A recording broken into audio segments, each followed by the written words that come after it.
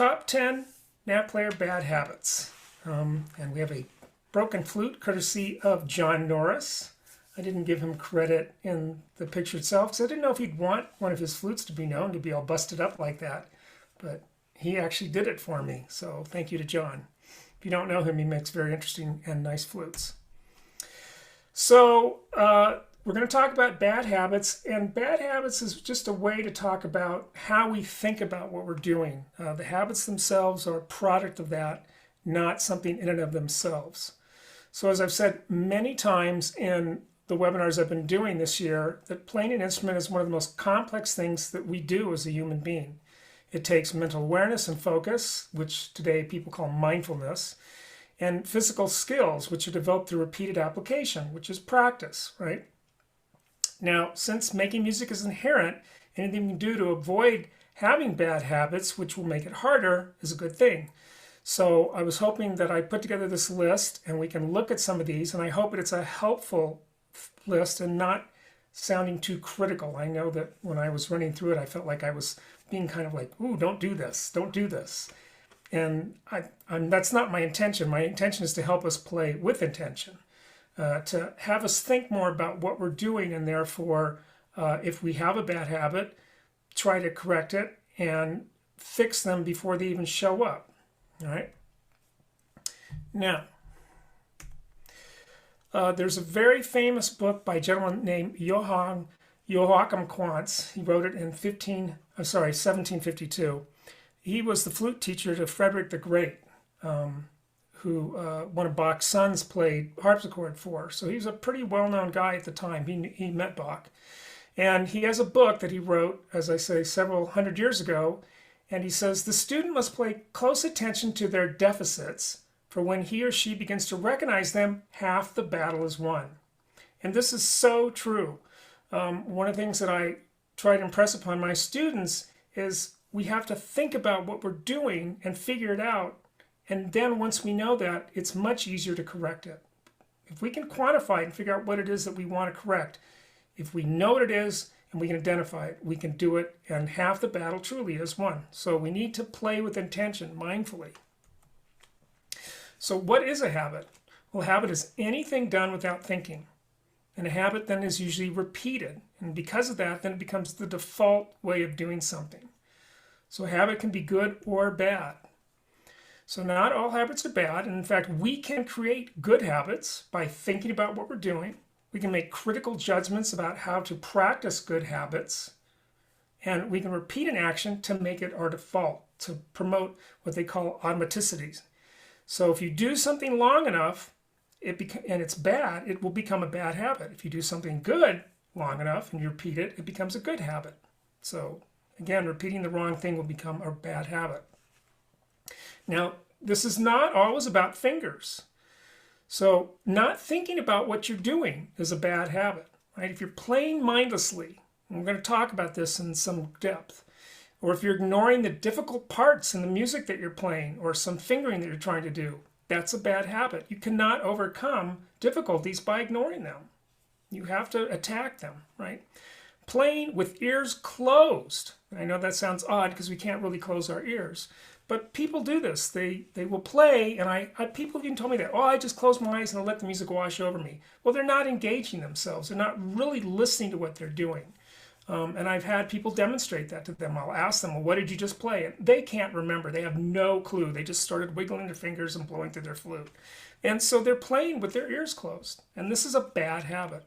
And then listening to music, and I'm not talking about music you perform, but other music around you. Listening to it closed is a lazy habit. You don't want to let the music that you listen to daily just wash over you. When you get a chance, you should listen with intention, because you learn a ton. I don't know how many of you know this, but before I developed a career as a Native American flute player and recording artist, for about 15 years, I wrote music for television commercials. And that job was mostly a client would come to me and they'd say, we want this song by a famous person, but we can't afford the rights and we don't want to get sued, so we want you to reproduce it close enough without us getting in trouble. And so I would have to listen to that artist or that style over and over and over again for the next day or two and pull it apart and listen and go, what are they doing here? And teach myself what that style was, because I wasn't trained to write in some of these styles. And that was how I listened with intention, and I learned a lot that way. And you can do it just, while in your car. Now, the top 10 bad habits we're going to look at here, this is a very subjective list, right? And some of these may seem very obvious, but they come up in lessons enough that I think that I should mention them. Like the first two, especially the second of the two, seems just like ridiculously obvious to me, but I encountered a lot, so I thought I'd put it in here. And then the order from 10 to 1 is not necessarily a true ranking, but I tried to put it in an order where they became more and more something that I saw that really hurt people's ability to play well, or more and more people suffered from it, in my experience. Now, again, one of the hardest things when you're playing a musical instrument is to think critically while you're actually playing, to identify things. So I want this list to sort of get you to start thinking about that. Well, he's talking about this. What do I do that, that I maybe while I'm playing, should I fix this? Is this right? Right? It's a way of promoting your way of thinking while you're in the moment. Okay.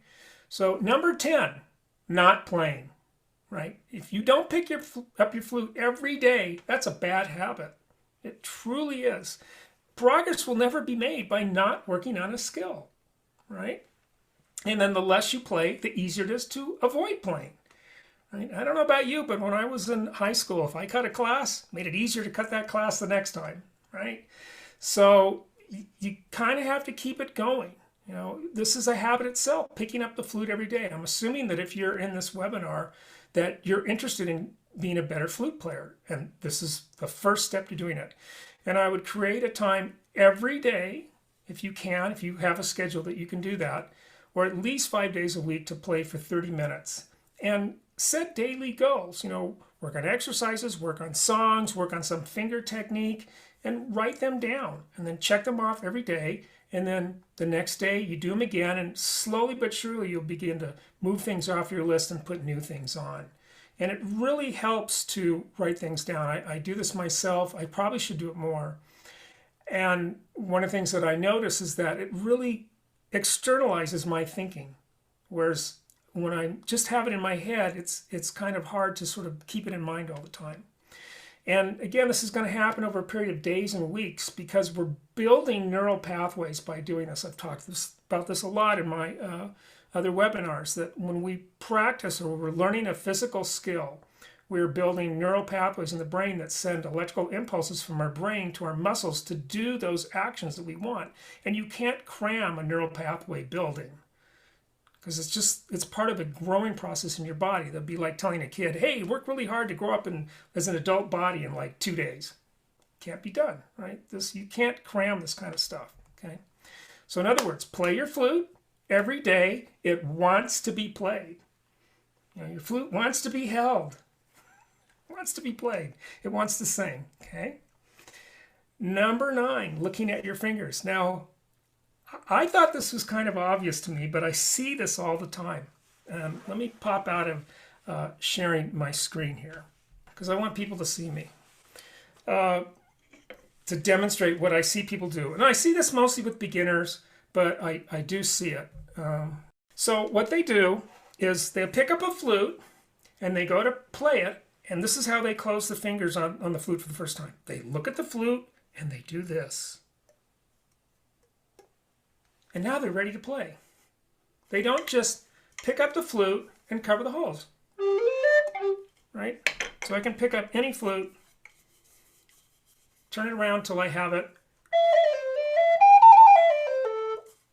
And that's the way we should learn how to do it, right? You don't want to pick up your flute and like, okay, I'm going to cover this finger now. And then I also see people who, they'll make a mistake and they're like, what am I doing? And they'll look at their flute thinking that they are looking at what their finger's doing. And of course, as soon as you move the flute around, your fingers start to slip and slide all over it. So what might have been a leaking finger is now completely pulled off or whatever, right? So if you do this, I would really urge you to stop. And I'll tell you, I've talked about this with other teachers and other professional players that teach. And we look for this when we teach a workshop and we have a group of people, or we teach a student for the first time. And if they do this, we're like red lights going off all over. Oh, this is going to be a long day. Because we know that that person really is very inexperienced. So try to pick up the flute without looking at it. Okay, so let me go back to sharing. Now, watering out, making it worse. Now, this is, again, another thing that I think people know mostly, but a few don't. And whenever I have a new student, this always comes up, and it's surprising me. So I thought I would mention it. And by the way, if you don't do this, but you are around new students or new players and you see them doing it, point out to them that they're doing this, right? When we play, obviously we're blowing into the slow air chamber, the front chamber. And this is where all the moisture is going. And as we blow more and more and more, eventually it works its way up the wall and into the flue where the clumps of moisture clump together and they choke it off, what we call watering out. So all the moisture is in the front of the flute. And this is what I see a lot of new players do. They'll put their finger in front of it and then they'll blow as hard as they can into the mouthpiece. And what are they doing? They're taking all the moisture there and they're just forcing it into the flue, which is exactly what you don't want to do, right? And again, I find this kind of interesting that nobody teaches people how to not do this, right? So if you do this, don't. And if you see somebody doing it, correct them about that behavior. Obviously, you want to maybe pull the block back and wipe it off. You can use a towel, your finger, your shirt tail. And if that doesn't work, hold it by the foot of the instrument and then grab the tie so that you have it in one hand. And then being very careful to make sure nothing is around you, like dogs, kids, your spouse, whatever, or furniture. Flick it down like you're chopping. And I cannot stress this. You have to be careful. You could really hurt a pet or a child if you do this. And, you know, I used to own a dog, and he would come up behind me, and I wouldn't hear him, but I learned, you know, always look, because he would do that, right? And you do that for a while, and you'll be shaking moisture out of it longer than you think you are. And then finally, take the block completely off and let both the block and the flute dry overnight. And again, this should be a pretty obvious thing, but I see it almost all the time when I start teaching new students, so I figured it'd be something worth mentioning. Number 7, mindless practice. So we're going to get now into more of the nitty-gritty. So, as I said earlier, playing the NAF is more than just wiggling your fingers and blowing, right? Making music is an art. And we hear that word a lot, but we don't really define it that much. So let's talk about what is art. So the etymology or the history of the word art starts with the Greek, with the word artisan, to prepare. And then in Latin, it was artem, a practical skill. And then in 10th century French, art, the word that we know now, meant a skill as a result of practice or learning. Learning or practice, right? And then in the Middle English, the word got to be associated with scholarship and learning, especially to the liberal arts. So logic, rhetoric, arithmetic, astronomy, music, and geometry. So music was really high up there. It was a big deal in the colleges and the universities in the Middle Ages and the Renaissance. It's only sort of become a separate thing instead of a hard science in the last 100 years or so. So that means that art is preparing a practical skill by learning and practice. Who knew? Right? It's not just, you know, being free and doing whatever strikes your fancy. People think it's that, and that is part of it, but the people that are really good at this, they know their skill, they've worked at it, they've prepared, they've practiced. Picasso was a great painter before he started doing Cubism. If you've ever seen his early work, it's unbelievable, right? These people that we know now as being these free thinkers, they learned all the principles, right? So we should too. So let's talk about types of mindless practice, right? Which is a common bad habit, right? So always playing a song completely through from start to finish and not working on the parts that are hard, the tricky bits. And I encounter this a lot in my students. You can tell that when they just play the song over and over and over again. They start at the beginning, they go through, and if they make mistakes, they just keep going, and then they stop. And then they do it over and over. And all they're really doing is make the good parts better and the bad parts worse because they're not fixing them. Not listening to fingers that are not coordinated. So if you're doing something like you want to go and you're going because your fingers aren't coordinated, If you're not listening for that and going, ooh, that's a problem, I need to fix that, then that's mindless practice. Not marking any music that you might be reading with warnings or hints or reminders, taking a pencil and marking it all up. If you look at people who play professionally or even really serious amateurs, their music is completely marked up. And I've had students that don't want to do that. One that was so bothered by the notion that she would use post-it notes. God forbid she disturbed the music and write on it because it was sacred. No, it's not. That's what it's there for. It's there to remind you what to do, and you want to remind yourself more. Not thinking about your finger movements to improve your choreography. I like to think of my fingers as legs almost. I've got 6 legs on my flute, as it were, like an ant or a spider, and so this is choreography. And sometimes if I'm running into a problem with executing a couple string of notes, I think about, well, what is the movement? And I go through it very slowly, and I think about what holes are being uncovered or covered. And I find that when I tell my students to do this when they're having trouble, this really helps. So if you no matter whether you're reading music or just improvising, if there's something that's giving you trouble, think about, well, what exactly are my fingers doing? And really sort of conceptualize it. Then another one I see a lot is not adjusting breath pressure between high and low notes. So people will blow either too hard on the bottom and they'll overblow, or they won't blow hard enough when they get to the top and they get flat.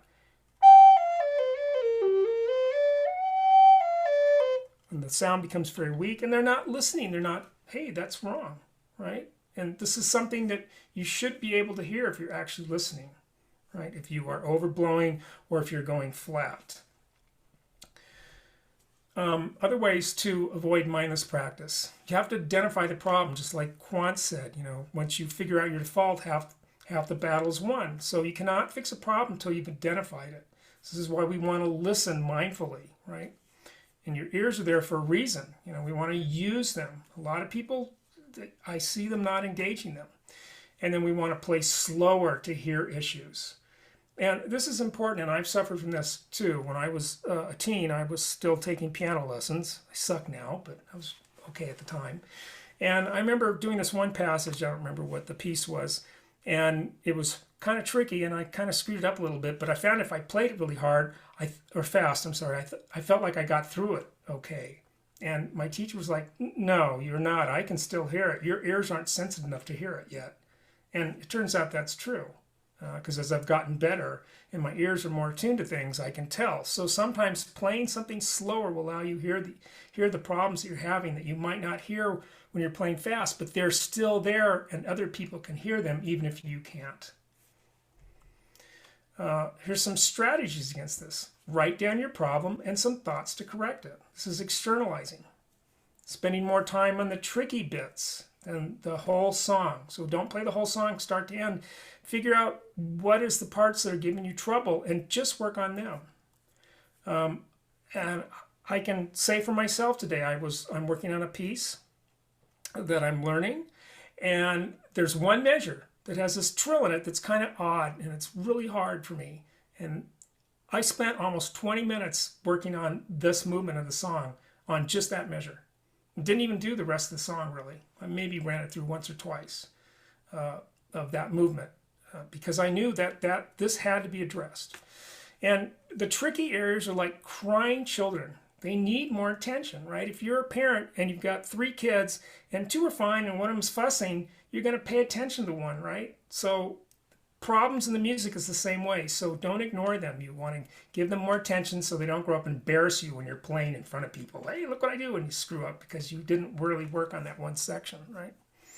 And also, most of the things that we encounter when we're playing, whether we're improvising or playing from a song, if there's something that we're just not really comfortable with, they'll come back in another context, another improvisation, another piece.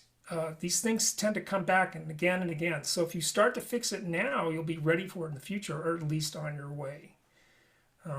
And like some things, like for example, going from 5 to a flat 6 or flat 6 to 8, these are very tricky fingerings, right?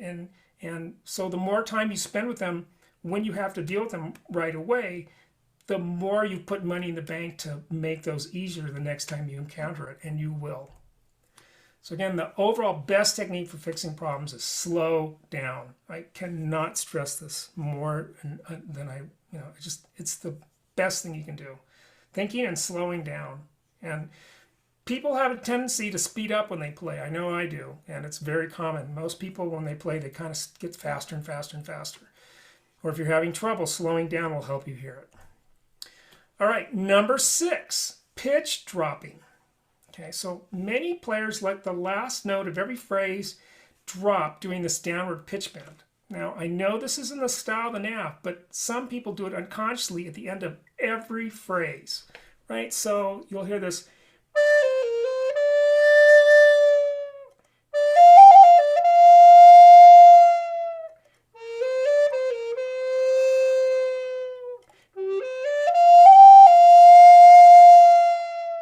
So everyone, and once you start to hear that, it sounds like your depressed bird. And what you think is a special effect is no longer special because you do it every time. Something that's special doesn't happen all the time, right? It's rare. It's a precious thing, right? So you don't want to do this unconsciously on the end of every phrase, right? You want to think about mixing it up, right? Another one is yipping, right? So people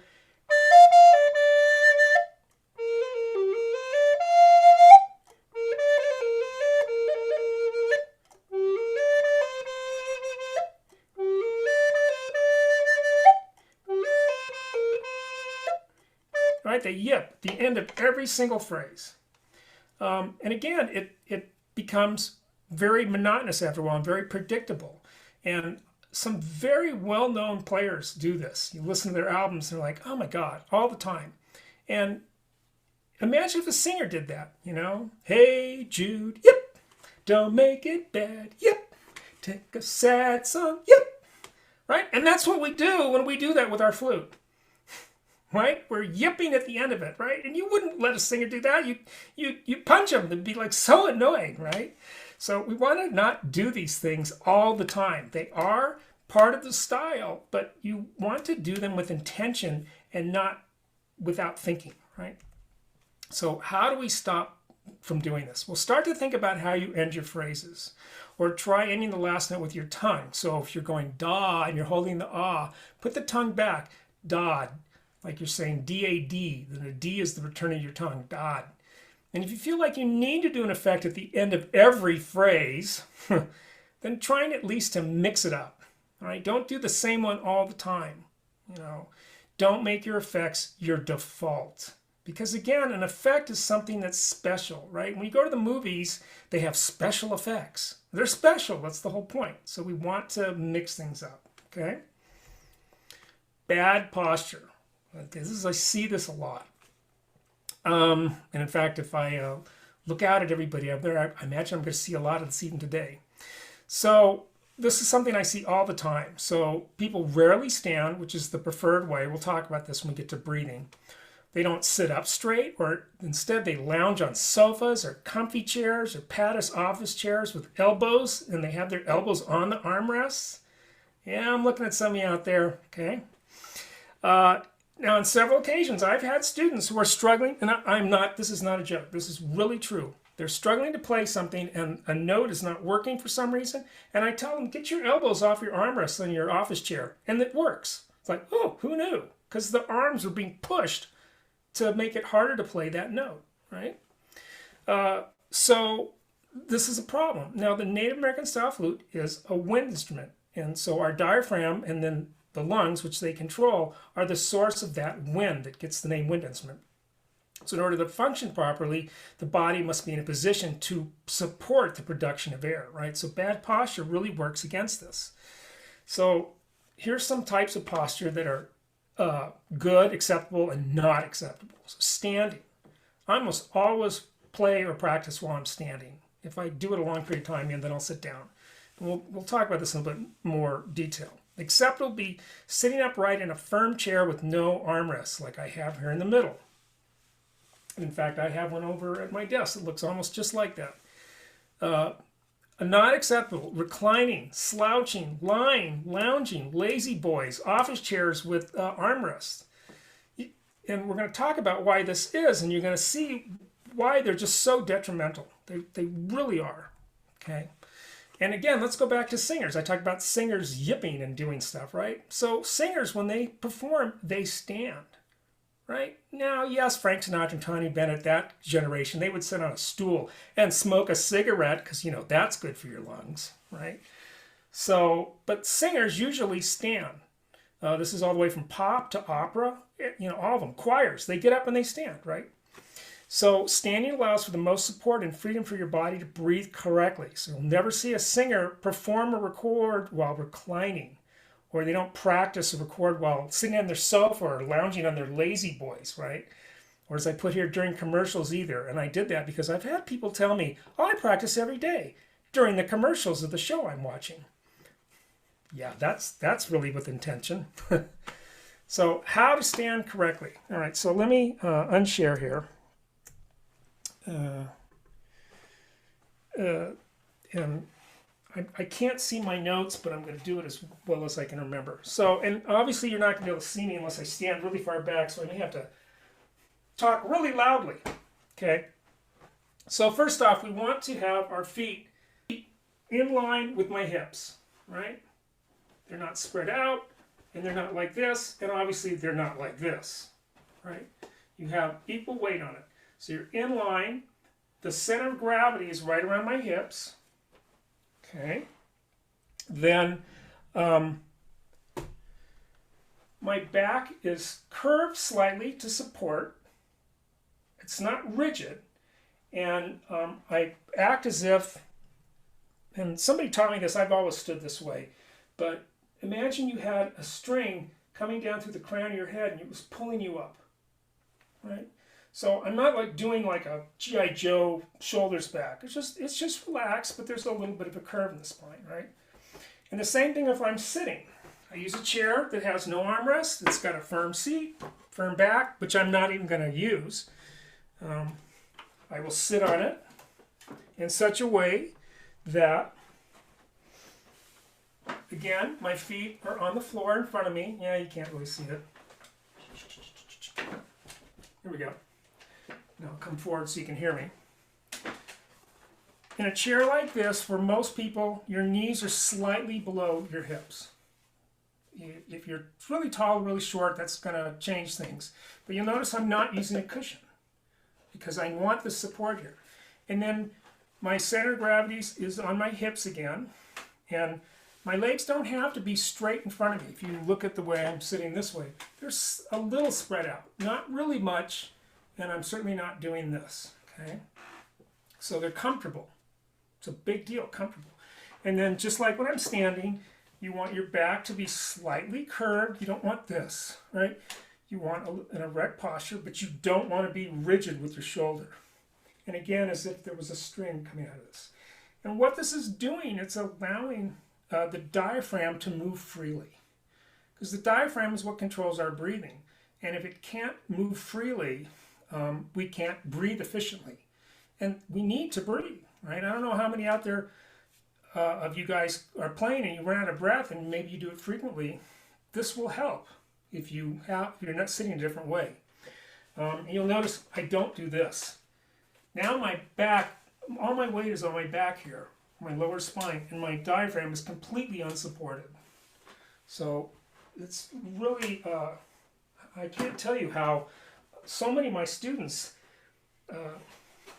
sat in office chairs with armrests, and it became a problem sometimes. It truly, truly did.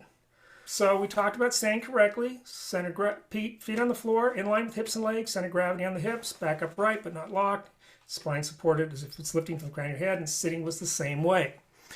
Okay, except don't use cushions. They push you back and forth. It's funny, I was at my recorder group meeting on Saturday, and the woman that hosts this, she puts out chairs, and then she puts these pillows on them. Everybody removes the pillows because they cause you to rock back and forth. You can't sit firmly, right? And no armrests. And then I talked about everything else, right? and don't have your weight on your back.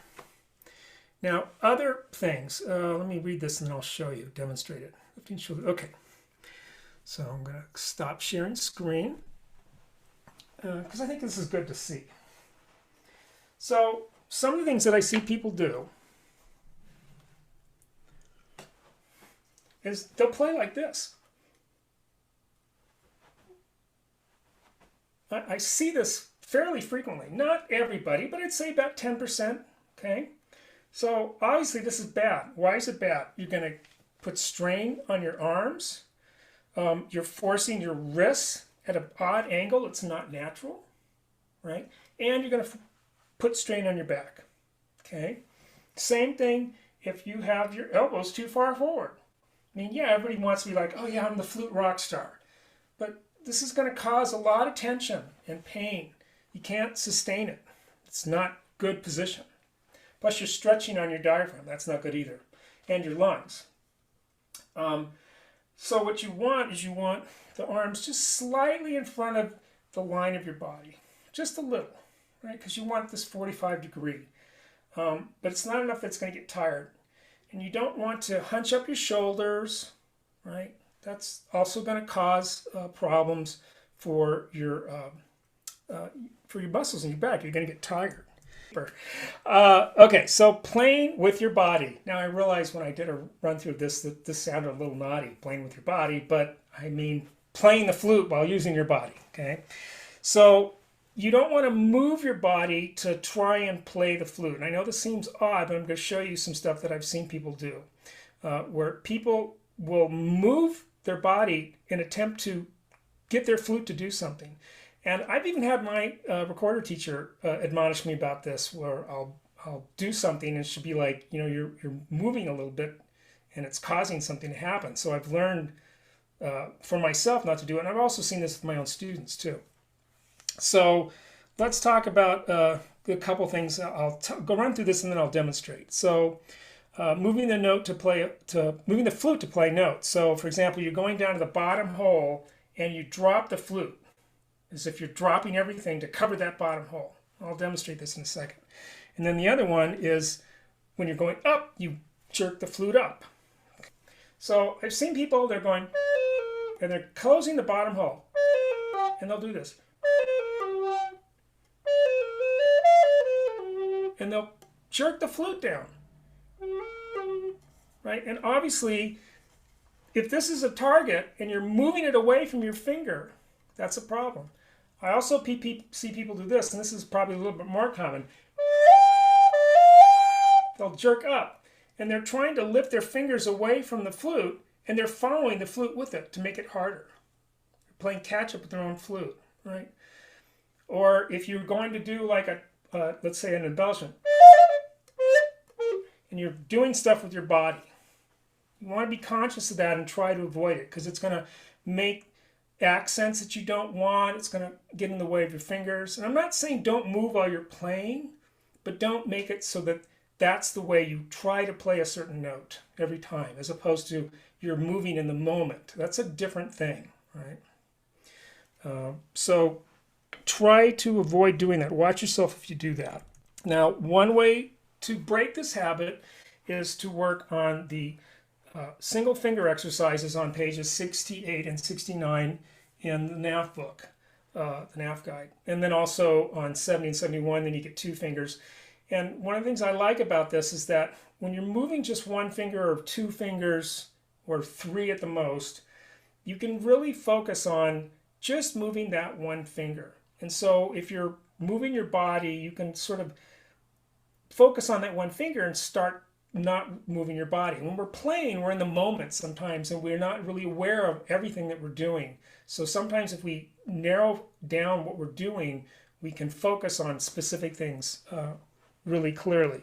So I see some of you grabbing the book. I'll go there too myself in case you are also.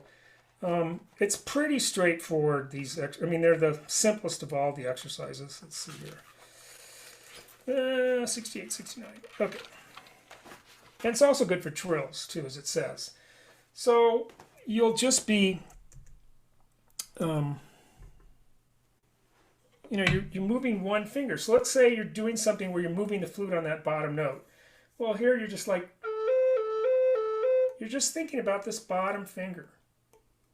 And therefore, if you're dropping or moving anything, you can concentrate on just moving the finger and not the flute. Whereas if you're in the moment playing, you might not realize that you're doing that. But if you find yourself doing that, or anything, these exercises are really good. And we're going to talk about them too also when we get into hand positionings too. Okay, another thing I see people do is trying to do this for vibrato, believe it or not. So people will play the flute and, or I had a student that did that. That's how he did vibrato. And obviously that's wrong. But if you find yourself doing that, pay attention to that and try to practice just standing still and using your diaphragm. We'll talk about the diaphragm a little bit more. So again, you know, I see some of you smiling out there when I'm mentioning these things because they're kind of silly. But sometimes we do things without thinking about it, right? It's unconscious, so therefore it's a habit, right? And this does happen, right? I wouldn't mention it. Okay.